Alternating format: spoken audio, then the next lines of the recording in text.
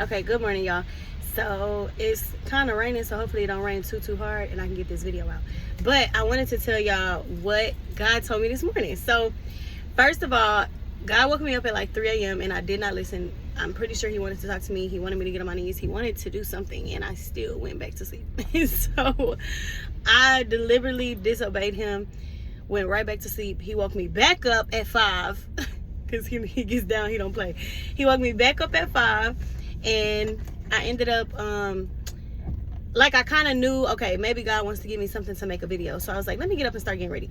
So as I'm getting ready, I'm talking to God about, okay, what you want me to talk about? Like, what is it that you want me to say? Because a lot of times when I haven't posted a video in like, and I say a while, but it's only been like a week, but still, like when it's been like more than a few days and I haven't posted a video, God is usually like downloading a lot of stuff into my spirit, and then I end up having like all these things to discuss or talk about. But anyway, he brought up the story of Jonah like over and over.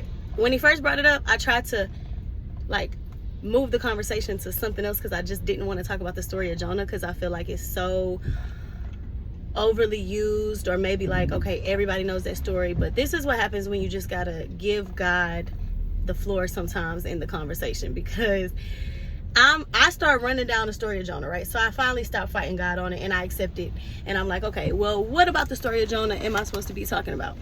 And so I go through the story of Jonah, and it's when God tells Jonah to do something. Jonah don't listen. He goes the complete opposite way. But on the midst of him going the opposite way, he gets swallowed by a whale, and God still ends up using him to do exactly what it was he was created to do, right? And so I'm kind of laughing to myself as I'm going through the story, because that was literally me this morning. I woke up, God told me I should get down on my knees and pray, and I'm like, I'm tired. So just knowing like, oh, okay, God, I can relate to Jonah. Like, I get it.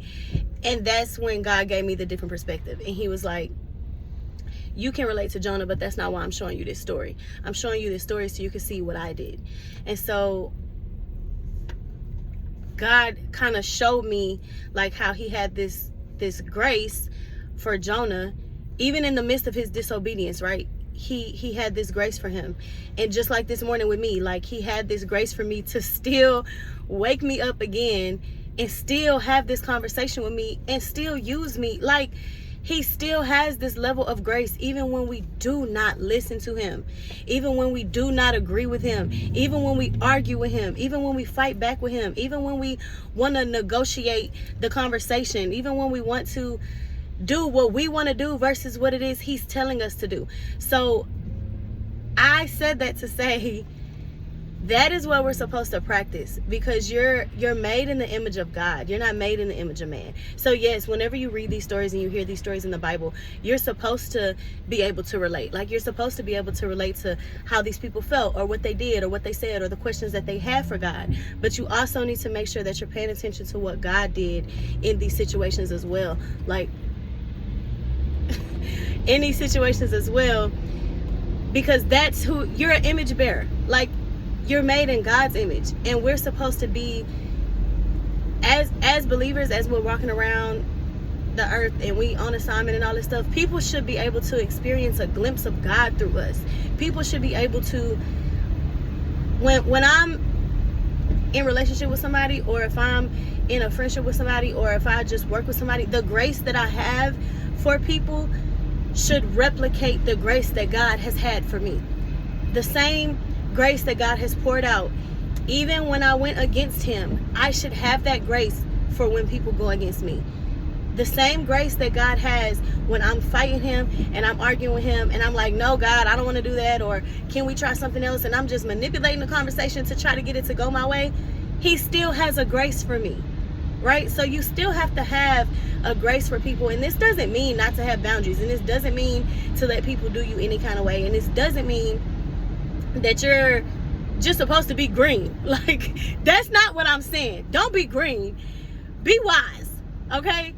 Just be wise and have grace. Like, literally everything that God has been teaching you throughout your journey, yes, you're learning about God, but you're supposed to be downloading what God does and trying to practice that in your everyday life. So if you've been in a season where God has literally shown you that he is forgiving.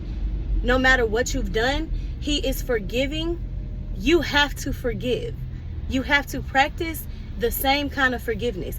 And it don't mean you're gonna get it right on the first time. It don't mean you're gonna get it perfect. It don't mean any of that. It just means that you understand that God has done this for me. The least I could do is do it for others, because what they say the number one commandment is love your neighbor as thyself. So if God has been able to do this stuff for you, just try to do and be that person for other people so that they can try to experience God even if they don't believe. Ooh, I don't know if we're going there. So I'm gonna end this video because I got a whole nother topic to talk about, but I feel like God is now separating the two. So anyway, y'all have a great day. Have grace for people throughout your day.